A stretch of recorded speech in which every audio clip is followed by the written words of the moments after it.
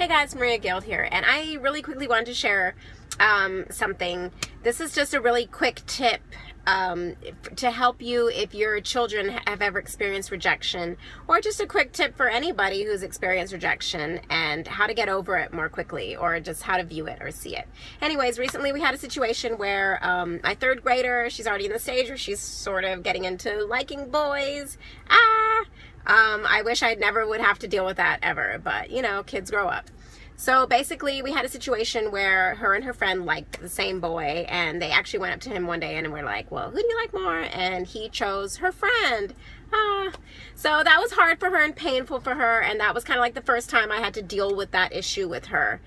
So I thought long and hard about how to kind of present it to her, and the biggest thing with your kids is that you want them is not to like internalize it or feel that they are somehow not good enough or they don't have worth or value when they face rejection, which of course is the same for all of us. But basically I explained it to her like this. I took like one of her favorite people or celebrities, which is like Katy Perry or Taylor Swift, and I was like, you know, as wonderful as they are and as amazing as they are and talented and, you know, make great music and have so much that they bring to the world, as wonderful as these people are, there are still people who, you know, don't like them or don't like their music, or, you know, they're not their cup of tea. If you were to go talk to people on the street, like chances are you will find someone somewhere who, if you're like, oh, do you like Taylor Swift? They'll be like, no, I don't really like her music. I don't really care for her.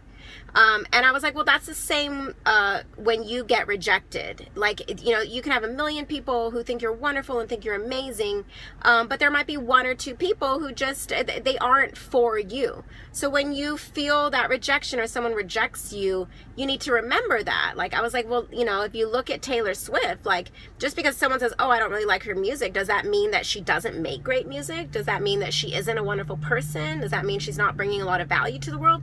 No, it doesn't mean that at all. All it means is that one particular person wasn't their cup of tea. So when you are rejected, or when you face rejection, or when, you know, somebody is like, well, you know, I don't really, you know, they choose someone else or whatever, the most important thing to remember is not to internalize it, first of all, just to understand that, like, well, okay, well, that person isn't for me. And then remembering that you still have so much value, and you still have so much worth, and you still have so many wonderful, great things to bring to the world, and really don't let that get you down. And I took it a little further, and I was like, can you imagine if Taylor Swift, like, she let, you know, one or two people's opinion get her down, and she was like, oh, well, that's it. I'm going to stop making music now. I'm going to stop putting myself out there because somebody doesn't like me. No, that would be terrible. You know, we'd all miss out on everything that she brings and everything that she offers and her music and all that great stuff. So thank God that, like, she doesn't internalize that, and she just keeps going on and moving forward. Of course, you know, I just related it to her because that's her favorite celebrity or singer. But it's totally the same with all of us across the board. Like, we can't let those, you know, that rejection get to us, because each of us have so much to bring. We have so much value and so much to offer.